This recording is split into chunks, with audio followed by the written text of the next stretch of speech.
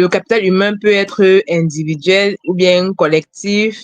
Et on a donné des points pour développer le capital humain de façon individuelle parce que un capital humain développé de façon individuelle renvoie à un capital humain bien développé pour la communauté, pour la collectivité. Voilà. Donc, Jefferson a cité certains points et on va essayer de développer point par point, parce que le but, en fait, c'est de nous aider à se développer et à développer notre communauté. Si on parlait un peu du self-awareness, le self-awareness en français, c'est connaître-toi toi-même. Il y a un adage là je sais pas, connaître-toi toi-même, c'est en latin, c'est encore quoi là? Il y a des gens qui en chinois. Dis en chinois alors. Pourquoi? Je ne dis pas. Si c'est vrai, le chinois, alors. Ali. Non, je ne connais pas. Je vois beaucoup ça sur les statuts là, des gens, un truc en latin, mais bref. Il est essentiel de se connaître soi-même, de connaître ce qu'on veut, de connaître qui on est, de connaître ce qu'on peut faire, ce qu'on veut faire, et connaître nos limites. Ça nous permet de se développer, en fait, de savoir où est-ce qu'il faudrait ce qu'on voudrait, ce à quoi on voudrait aboutir. OK. Donc,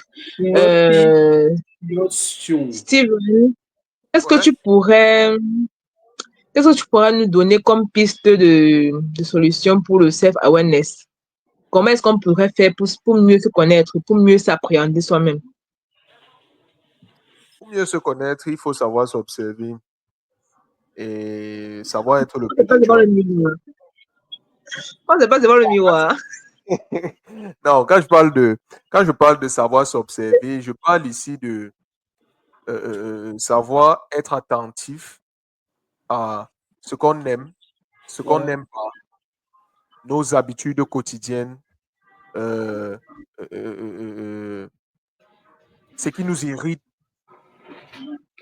notre capacité peut-être à étudier, à apprendre, je ne sais pas, nos propres capacités en fait. C'est observer toutes ces choses-là qui te permettent de te connaître toi-même. C'est ça qui permet de dire demain à quelqu'un que moi, je peux apprendre par exemple une technologie. Moi, par exemple, dans mon domaine, je peux apprendre une technologie en une semaine.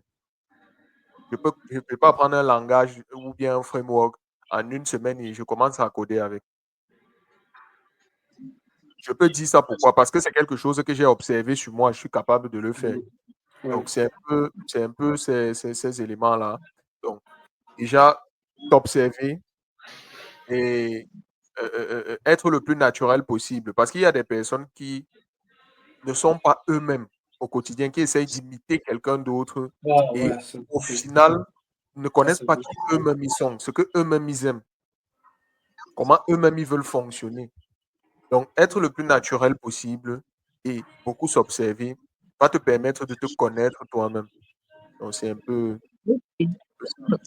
Quand tu parles comme ça, je sens que de voir une personne qui est en train d'apprendre à se connaître, mais pas dans la visée de se développer, dans la visée pour autre chose, et même pas si c'est la chose, mais bon. C'est plus rien. Bref, donc, OK, bon. Par contre, moi, par exemple, depuis un certain temps, bon, je suis déjà des personnes on se demande que décris-toi. Je n'ai pas trop bien me décrire. Donc, ce que je fais parfois, c'est que je fais plus attention à moi-même. Ça rentre aussi ça permet aussi de se sentir bien, en fait, de se sentir bien dans sa peau, de pouvoir s'auto-définir. Donc, c'est bien. Tu as d'autres pistes de solutions pour se connaître soi-même? Bon, moi, je dis toujours, je m'aligne vraiment à ce que Simona a dit, c'est tellement essentiel. Dans ce connaître soi-même, il y a plein d'éléments. Il y a plein d'éléments, comme l'a dit. Il y a sa capacité. Je prends juste un cas bête. Très souvent, les gens, on parle de l'entrepreneuriat qui publie partout. Il y a des gens qui ne sont pas faits pour entreprendre. Il y a des gens qui sont faits pour être des salariés. Il y a des gens qui sont faits pour prendre part à un projet. Pour ne pas être celui qui initie. En fait, il y a plein de choses. Mais quand on se connaît, parce qu'on ne se connaît pas, on prend des mauvaises décisions. Par exemple, est-ce que tu es une personne introvertie? Est-ce que tu es extraverti? Est-ce que tu es une personne qui est alcoolique? Il y a un qui supporte la bière, il y a un qui ne supporte pas. Il y a les gens peut-être qui sont... En fait, c'est pour dire, quand on parle de se connaître, c'est vraiment se connaître. Qu'est-ce qui te met en colère? Qu'est-ce que tu es prêt à supporter? Qu'est-ce que tu n'es pas prêt à supporter? Qu'est-ce qui te fait rire? Qu'est-ce qui t'énerve? Quand tu es fâché, comment tu vas être motivé? Ainsi de suite. En fait, ça veut dire réellement qu'est-ce que tu veux réaliser? Qu'est-ce que tu veux devenir? Quel genre de personne? Quelle est l'identité que tu veux rattacher à ton nom? Est-ce que, en fait, moi, je dis que tous ces éléments-là, quand on parle de se connaître, c'est tellement essentiel. Beaucoup de personnes ne se connaissent pas comme ce qu'on a dit et qui se moulent juste à la société et qui font comme tout le monde doit faire. Qui ne connaissent même pas d'abord intuitivement ce qu'ils sont, ce qu'ils veulent être. Quelle femme il veut épouser, peut-être, ainsi de suite, quel homme il veut épouser, qu'est-ce qu'il désire, qu'est-ce qu'il ne désire pas, comment est-ce qu'on peut les irriter facilement, quel milieu les affecte, quel milieu ne les affecte pas, plein de choses en fait. Je veux dire, c'est plein d'éléments. La liste est tellement énorme, mais il faut se connaître. Pour ça qu'on a les moyens, Ok, donc, comme un psychologue, c'est important. Ouais. Quels sont tes points forts aussi? Quels sont tes points forts? Quels sont tes points faibles? tes C'est atouts, essentiel. éviter tes défauts. Donc, Et, on retient qu'il est essentiel. Oui, tu disais? oui, je prends encore pour dire, je connais un monsieur qui était vraiment, un monsieur vraiment qui m'a encadré sur un projet. Il me disait, bon, chacun son point de vue sur ça. Il me disait, il faut te focaliser sur tes points forts et non toujours chercher à améliorer tes points faibles. Il dit que Ouais. il faut tes points forts et focaliser sur tes points forts. Parce que la vie n'a pas besoin de rien qui soit moyen partout. Ils ont besoin de rien qui soit excellent dans quelque chose au moins, où tu te distingues. Mais si tu ne te connais pas, comment tu vas connaître tes points forts? On va te dire que bon, Bon, oui. non, tu es trop comme ça, tu vas la ranger. Tu es trop comme ça, tu vas la ranger. Tout finir serait moins et pour ne pas quelqu'un de moins. Donc, c'est un peu ça. C'est une parenthèse. Ok. Donc, il est essentiel de tirer attention sur soi-même parce que ça permet aussi, en fait, de prendre soin de soi. Parce Oui.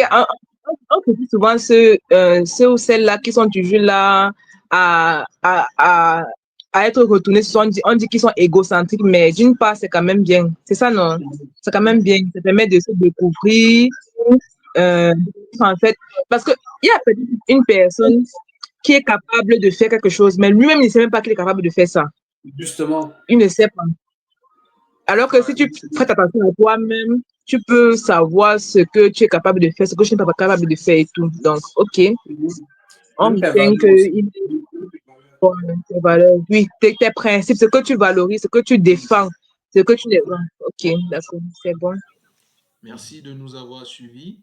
C'était Rise and Share, votre émission de partage de connaissances pour la croissance dans le milieu professionnel. N'oubliez pas de vous abonner, de liker, de partager et surtout d'activer la cloche de notification pour ne pas rater les prochaines éditions. À très bientôt.